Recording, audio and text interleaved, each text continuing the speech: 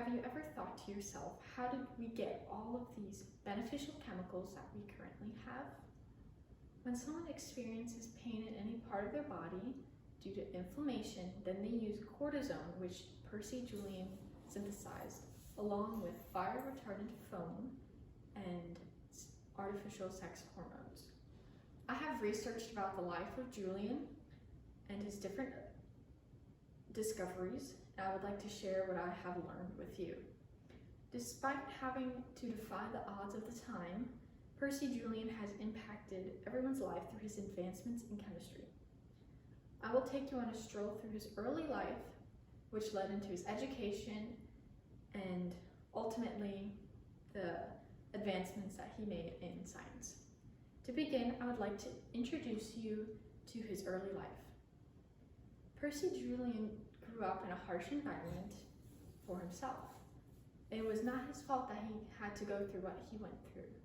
His experience with the mean and unruly people of his time would make him stronger in the end. He was born to a postal worker and a school teacher on April 11, 1899 in Montgomery, Alabama, in the height of the Jim Crow era.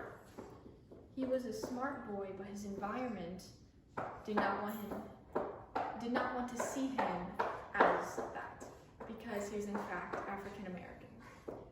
Kara Husted mentions in her article how the education provided to him was only through 8th grade. His parents pushed him hard to continue his education because they did not have the opportunity. It is hard to accomplish the impossible without any help, so it's a good thing that he had a very supportive family.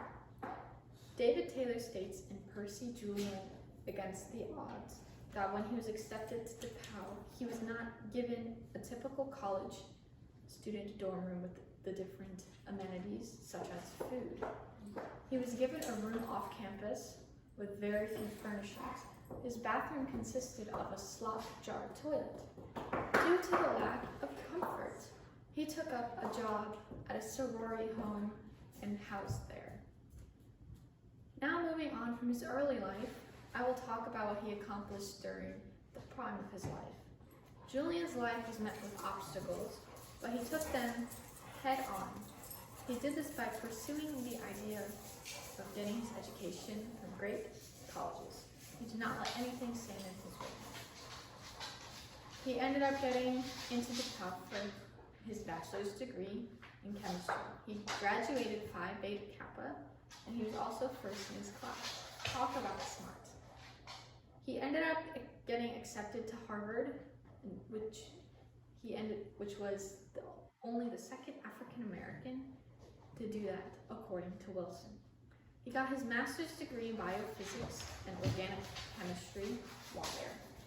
For Julian's PhD, he went to the University of Vienna in Austria, since the American universities were not as accepting of him because of his race. In Austria, that was the first place he felt he could do real research that made an impact, according to Husted.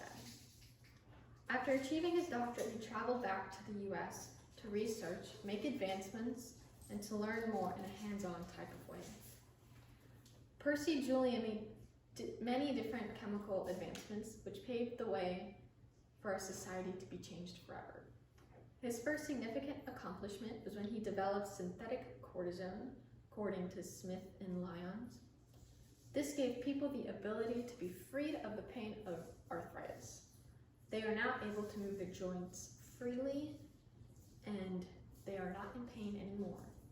The second significant advancement is when he found a way to make artificial sex hormones, according to David Taylor. Once Julian founded his own company, he was able to use the soybean to make more advancements. He created new hormones and mass-produced them, and that was able to treat illnesses. The third thing that he created was when he synthesized a fire retardant acro foam from soybeans, according to Wilson. The foam was used to put out fires in the Second World War, and that saved many, many people. To wrap up this speech, the chemist Julian achieved his doctorate and used the knowledge he gained from the schooling experience to further the limits of chemistry. I gave a speech to tell you about the forgotten chemist who should be remembered.